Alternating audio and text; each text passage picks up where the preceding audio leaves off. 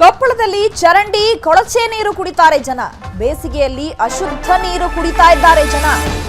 ಗಂಗಾವತಿ ತಾಲೂಕಿನ ಶ್ರೀರಾಮನಗರದಲ್ಲಿ ಘಟನೆ ನಡೆದಿದೆ. ಕೊಪ್ಪಳದಲ್ಲಿ ಈಗ ಬೇಸಿಗೆಯನ್ನೇ ತಡೆಯಕ್ಕಾಗ್ತಿಲ್ಲ. ಅಂಥದ್ರಲ್ಲಿ ಕೊಪ್ಪಳದ ಜನತೆ ಈಗ ಚರಂಡಿ ನೀರು ಕೊಳಚೆ ನೀರನ್ನ ಕುಡಿತಾ ಇದೆ. ಬೇಸಿಗೆಯಲ್ಲಿ ಅಶುದ್ಧ ನೀರು ಕುಡಿತಾ ಇದ್ದಾರೆ ಜನರು. ತಮ್ಮ ಆರೋಗ್ಯವನ್ನ ಹಾಳು ಮಾಡ್ಕೊಳ್ತಾ ಇದ್ದಾರೆ. ಶ್ರೀರಾಮನಗರದ 6ನೇ ವಾರ್ಡಿನ ಜನತೆಗೆ ಚರಂಡಿ ನೀರೇ ಗತಿಯಾಗಿದೆ. ಮನೆಗಳಿಂದ ಬರುವಂತಹ ನೀರು ತುಂಗಾಭದ್ರಾ ಕಾಲುವೆಗೆ ಬರುತ್ತೆ. ಈ ನೀರು ಗ್ರಾಮದ ಬಳಿ ಕೆರೆಯಲ್ಲಿಯೂ ಕೂಡ ಸಂಗ್ರಹವಾಗ್ತಾ ಇದೆ. ಅದೇ ನೀರನ್ನ ಈಗ ಜನರು ದಿನ ಬಳಕೆಗೆ ಬಳಸ್ತಾ ಇದ್ದಾರೆ.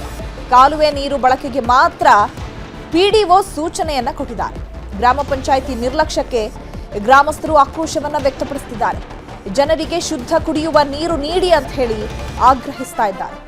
ಕೇಳ್ತಾ ಇರೋದು ಕೇವಲ ಮೂಲ ಸೌಕರ್ಯ, ಕುಡಿಯೋದಕ್ಕೆ ಶುದ್ಧ ಕುಡಿಯುವ ನೀರನ್ನ ಕೊಡಿ ಅಂತ ಕೇಳ್ಕೊಳ್ತಾ ಇದ್ದಾರೆ. ಆ ವಾರ್ಡಿನ ಜನರು ಕೊಳಚೆ ನೀರನ್ನ ಕುಡಿತಾ ಇದ್ದಾರೆ. ಕೊಳಚೆ ನೀರನ್ನ ಕುಡಿದು ಅನಾರೋಗ್ಯಕ್ಕೆ ತುತ್ತಾಗ್ತಾ ಇದ್ದಾರೆ. ಈ ಬಗ್ಗೆ ಅಧಿಕಾರಿಗಳ ಗಮನಕ್ಕೆ ತಂದ್ರು ಯಾರು ಕೂಡ ಗಮನ ಹರಿಸ್ತಾ ಇಲ್ಲ. ಪಿಡಿಒ ನಿರ್ಲಕ್ಷ್ಯಕ್ಕೆ ಗ್ರಾಮಸ್ಥರು ಆಕ್ರೋಶವನ್ನ ವ್ಯಕ್ತಪಡಿಸಿದ್ದಾರೆ. ಒಂದು ಕಾಲುವೆಯಿಂದ ಬರುವ ಚರಂಡಿ ನೀರುಗಳೇ ಅತಿ ಜಾಸ್ತಿ ಬಿಡುತ್ತಾ ಇದ್ದಾರೆ. ಕಾಲುವೆ ಪಕ್ಕದಲ್ಲಿ ಚರಂಡಿ ನೀರು, ಬಚ್ಚಲದ ನೀರು ಪ್ರತಿಯೊಂದು ಬರುತ್ತೆ. ಅದನ್ನೇ ತಂದು ಇವಾಗ ಕೆರೆಯಲ್ಲಿ ಬಿಟ್ಟಿದ್ದಾರೆ. ಈ ನೀರನ್ನು ಬಳಸಿದರೆ ಇಲ್ಲಿ ಇರುವಂತ ಜನರಿಗೆ ರೋಗ ಸಮಸ್ಯೆಗಳು ಬರುತ್ತದೆ. ಹಲವು ಬಾರಿ ಅಧಿಕಾರಿಗಳಿಗೆ ಕೇಳಿಕೊಂಡರೂ ಕೂಡ ಯಾವುದೇ ಕ್ರಮ ಕೈಗೊಳ್ಳುತ್ತಿಲ್ಲ.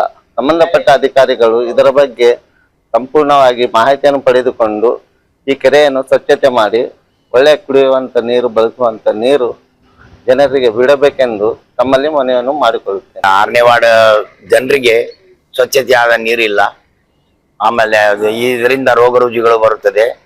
ಇದರ ಬಗ್ಗೆ ಯಾರು ಕೇಳುವರಿಲ್ಲ. ನಾವು ಮೇಲಾಧಿಕಾರಿಗೆ ತಿಳಿಸಿದ್ರು, ಅವರು ಸತಿ ಅದರ ಬಗ್ಗೆ ಲಕ್ಷ್ಯ ಕೊಡುತ್ತಿಲ್ಲ. ಮತ್ತೆ ನಾವು ಈ ಹೇಗೆ ವಾಸಿಸ್ಬೇಕಿಲ್ಲಿ, ಬೇರೆ ಕಡೆ ಎಲ್ಲ ಚೆನ್ನಾಗಿ ನೀರು ಬರ್ತದ. ಈ ನಮ್ಮ ಶ್ರೀರಾಮನಗರದಲ್ಲಿ ಮಾತ್ರ 6ನೇ ವಾರ್ಡ್ನಲ್ಲಿ ಮಾತ್ರ ಅಷ್ಟು ಗಲೀಜು ನೀರಿದೆ. ಗಟಾರ್ ನೀರು ಬಿಡ್ತಾರೆ. ಇದರ ಬಗ್ಗೆ ತಲೆ ಕೆಡಿಸ್ಕೊಳ್ಳೋದು ಯಾರಿಲ್ಲ. ಈ ಬಗ್ಗೆ ಮತ್ತಷ್ಟು ಮಾಹಿತಿಯನ್ನು ಕೊಡ್ತಾರೆ ನಮ್ಮ ಪ್ರತಿನಿಧಿ ಶರಣಪ್ಪ ಬಾಚಲಾಪುರ ಫೋನ್ ಸಂಪರ್ಕದಲ್ಲಿ ಜಾಯ್ನ್ ಆಗಿದ್ದಾರೆ. ಶರಣಪ್ಪ ಬಾಚಲಾಪುರ, ಬೇಸಿಗೆ ದಿನಗಳನ್ನ ಕಳೆಯೋದೇ ಕಷ್ಟ ಎಂಬಂತಾಗಿದೆ ಅಲ್ಲಿನ ಜನತೆಗೆ. ಅದರಲ್ಲಿ ಈಗ ಬೇಸಿಗೆಯಲ್ಲಿ ನೀರನ್ನ ಕುಡಿದಾದ್ರೂ ದಣಿವಾರಿಸ್ಕೊಳ್ಳೋಣ ಅಂತ ಹೇಳಿದ್ರೆ ಆ ಕೊಳಚೆ ನೀರನ್ನ ಕುಡಿಬೇಕಾದಂತಹ ಪರಿಸ್ಥಿತಿ ಇದೆ. ಪಿಡಿಒ ಏನ್ ಕಣ್ಮುಚ್ಚಿ ಕುಳಿತಿದಾರ? ಅಧಿಕಾರಿಗಳ ಗಮನಕ್ಕೆ ತಂದ್ರೂ ಕೂಡ ಕ್ಯಾರೆ ಅಂತಿಲ್ವಂತೆ. ಹಾಗಾದ್ರೆ ಯಾವ ನೀರನ್ನ ಕುಡಿಬೇಕಂತೆ ಜನರು? ಅವ್ರಿಗೆ ಆರೋಗ್ಯ ಸಮಸ್ಯೆ ಆಯ್ತು ಅಂತಂದ್ರೆ ಯಾರು ಬರ್ತಾರಂತೆ? ಇದರ ಹೊಣೆಯನ್ನ ಯಾರು ತೆಗೆದುಕೊಳ್ತಾರಂತೆ? ಚೈತ್ರ, ಏನಂತ ಇದು ಗಂಗಾವತಿ ತಾಲೂಕಿನ ಕನಕಗಿರಿ ವಿಧಾನಸಭಾ ಕ್ಷೇತ್ರ ವ್ಯಾಪ್ತಿ ಬರುವಂತ ಒಂದು ಗ್ರಾಮ. ಇಲ್ಲಿ ಸಚಿವ ಶಿವರಾಜ್ ತಂಗಡಿಯವರ ಸ್ವಂತ ಕ್ಷೇತ್ರ ಮತ್ತು ಶ್ರೀರಾಮನಗರ ಅನ್ನೋದು ಒಂದು ದೊಡ್ಡ ಗ್ರಾಮ. ಸರಿಸುಮಾರು ಒಂದು 15ರಿಂದ 20,000 ಜನಸಂಖ್ಯೆ ಇರುವಂತ ಒಂದು ಗ್ರಾಮ. ಈ ಗ್ರಾಮದಲ್ಲಿರುವಂತ 6ನೇ ವಾರ್ಡ್ನಲ್ಲಿ ಇಲ್ಲಿ ಏನು ತುಂಗಭದ್ರಾ ಕಾಲುವೆ, ಏನು ವಿತರಣಾ ಕಾಲುವೆ ಇದೆ, ಕಾಲುವೆ ಮೇಲೆ ಇರುವಂತದ್ದು ಸಾಕಷ್ಟು ಮನೆಗಳಿವೆ. ಆ ಮನೆಗಳ ಕೊಳಚೆ ನೀರು ಕಾಲುವೆ ಮುಖಾಂತರ ಬಂದು ಅದು ಕೆರೆಯನ್ನು ಸೇರ್ತದೆ. ಅದೇ ಕೆರೆಯನ್ನ ನೀರು ನಿಂತ ನಂತರ ಅದನ್ನು ಕುಡಿತಾ ಇದ್ದಾರೆ. ಮತ್ತು ಮಳೆಗಾಲದಲ್ಲಿ ಆ ನೀರು ಹರಿದು ಹೋದಾಗ ಒಂದಿಷ್ಟು ಕೊಳಚೆ ನೀರಿಂದ ಸಮಸ್ಯೆ ಗೊತ್ತಾಗೋದಲ್ಲ. ಆದ್ರೆ ಬೇಸಿಗೆಯಲ್ಲಿರುವಂತ ಸಂದರ್ಭದಲ್ಲಿ ಆ ನೀರು ತೀರಾ ಮಲಿನಗೊಂಡಿದೆ ಮತ್ತು ಕೊಳಚೆ ನೀರಾಗಿದೆ.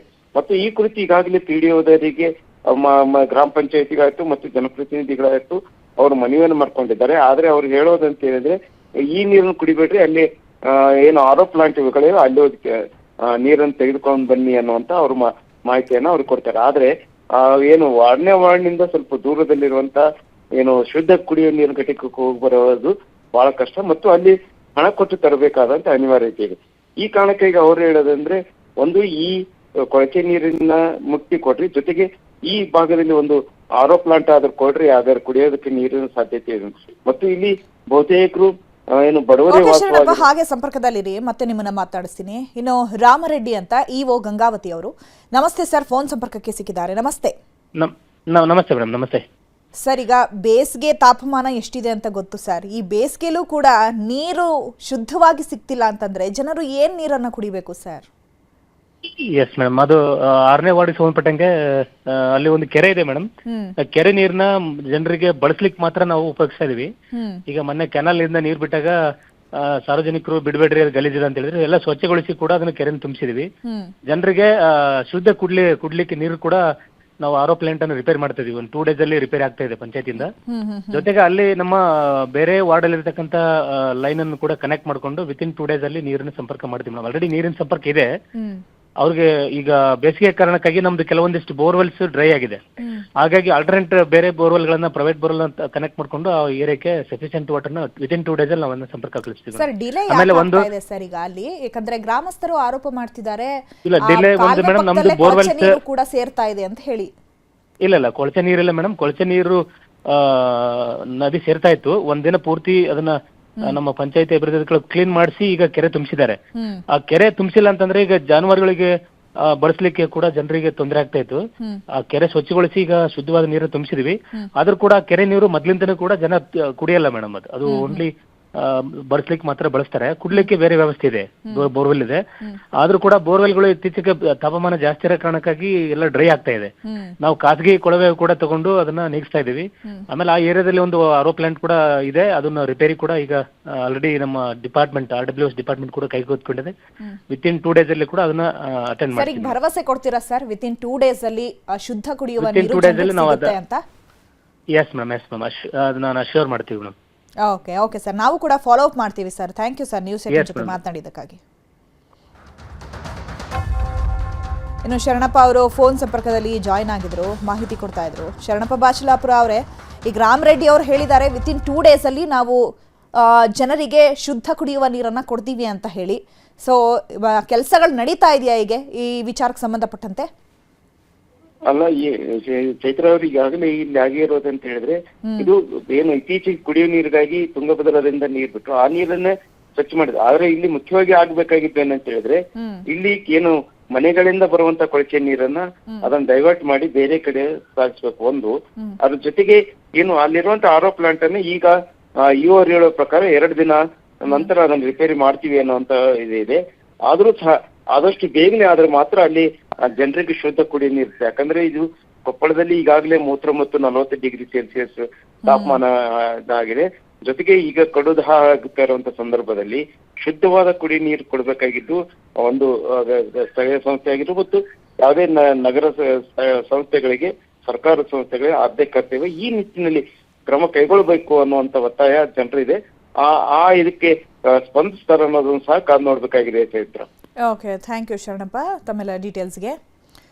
ಒಟ್ಟಾರೆಯಾಗಿ ಕೊಳಚೆ ನೀರು ಕಾಲುವೆಗೆ ಸೇರ್ತಾ ಇದೆ ಅಂತ ಹೇಳಿ ಅಲ್ಲಿನ ಗ್ರಾಮಸ್ಥರು ಆರೋಪ ಮಾಡ್ತಾ ಇದ್ದಾರೆ. ಈಗ ಫೋನ್ ಸಂಪರ್ಕಕ್ಕೆ ಸಿಕ್ಕಿದ್ದಂತಹ ರಾಮರೆಡ್ಡಿ ಅವರು ಹೇಳ್ತಾ ಇರೋದು, ಈಗ ನಾವು ದಿನ ಬಳಕೆಗೆ ಮಾತ್ರ ಆ ನೀರನ್ನ ಉಪಯೋಗಿಸ್ಕೊಳ್ಳಿ ಅಂತ ಸೂಚನೆ ಕೊಟ್ಟಿದ್ದೀವಿ, ಆದರೆ ಕುಡಿಯೋದಕ್ಕೆ ಬೇರೆ ವ್ಯವಸ್ಥೆಯನ್ನೇ ನಾವು ಮಾಡ್ತಾ ಇದ್ದೀವಿ ಅಂತ ಹೇಳ್ತಾ ಇದ್ದಾರೆ.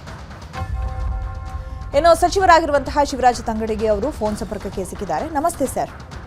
ನಮಸ್ಕಾರ ರೀ ಸರ್. ಈಗ ಜನರಿಗೆ ಮೂಲಭೂತ ಸೌಕರ್ಯ ಅಂತ ಹೇಳಿದ್ರೆ ನೀರು, ಸಾರಿಗೆ ಅದು ತುಂಬಾ ಇಂಪಾರ್ಟೆಂಟ್ ಆಗುತ್ತೆ ಸರ್. ಈಗ ಅಲ್ಲಿನ ಜನರಿಗೆ ಆ ಬಿಸಿಲಿನ ಬೇಗ ನೀಗಿಸ್ಕೊಳ್ಳೋಕೆನೆ ಕುಡಿಯೋಕೆ ಸಾಕಷ್ಟು ನೀರು ಬೇಕಾಗತ್ತೆ, ಅದಕ್ಕೂ ಕೂಡ ಸಮಸ್ಯೆ ಆಗ್ತಾ ಇದೆ, ಕೊಳಚೆ ನೀರು ಸೇರ್ತಾ ಇದೆ ಅನ್ನುವಂತಹ ಆರೋಪ ಸರ್. ನೋಡ್ರಿ, ಈಗಾಗಲೇ ನಾನು ಸಭೆ ಕರೆದು DC ಅಧ್ಯಕ್ಷತೆ ಒಳಗ ಸಭೆ ಕರೆದು ಅದಕ್ಕೊಂದು ಟೀಮ್ ಮಾಡಿದ್ದಿತ್ತು. ತಾಲೂಕವಾರು ಒಂದೊಂದು ತಾಲೂಕಿಗೆ ಒಬ್ಬೊಬ್ಬರನ್ನ ನೇಮಕ ಮಾಡಿದ್ವಿ ಡಿಸ್ಟ್ರಿಕ್ಟ್ ಆಫೀಸರ್. ಈಗ ನೀವು ನನ್ನ ಗಮನಕ್ಕೂ ತಂದಿದ್ದೀನಿ, ನಾನು ಸದ್ಯ ಮಾತಾಡ್ತೀನಿ, ಮಾತಾಡಿ ಅದನ್ನ ಪರಿಹಾರ ಮಾಡಿಸ್ಕೊಡುವಂತ. ಎಷ್ಟು ದಿನ ಆಗ್ಬೋದು ಸರ್ ಅವರಿಗೆ ಶುದ್ಧ ಕುಡಿಯೋ ನೀರು ಸಿಗೋದಕ್ಕೆ? ಇವತ್ತೇ ಮಾತಾಡ್ತೀನಿ. ಸದ್ಯ ನಿಮ್ ಫೋನ್ ಇಟ್ಟ ತಕ್ಷಣ DC ಆಗಿ ಮಾತಾಡ್ತೀನಿ. ಓಕೆ ಸರ್, ನಾವು ಕೂಡ ಫಾಲೋ ಅಪ್ ಮಾಡ್ತೀವಿ ಸರ್. ಭರವಸೆ ಇದೆ ನೀವು ಕೂಡ ಈ ಕೆಲಸವನ್ನ ಈಡೇರಿಸ್ಕೊಡ್ತೀರಾ? ಡೆಫಿನೆಟ್ಲಿ ಮಾಡೋದ್ರಿ. ಬಹಳ ಪ್ರಮುಖವಾದ ಕೆಲಸ. ನೀರಿನ ವಿಚಾರದೊಳಗ ಯಾವುದೇ ಕಾರಣಕ್ಕೂ ಯಾರ ಜೊತೆಗೂ ಕಾಂಪ್ರಮೈಸ್ ಆಗಂತ ಪ್ರಶ್ನೆ ಇಲ್ಲ. Okay, thank you sir. Thank you News 18 ಜೊತೆ ಮಾತನಾಡಿದ್ದಕ್ಕೆ.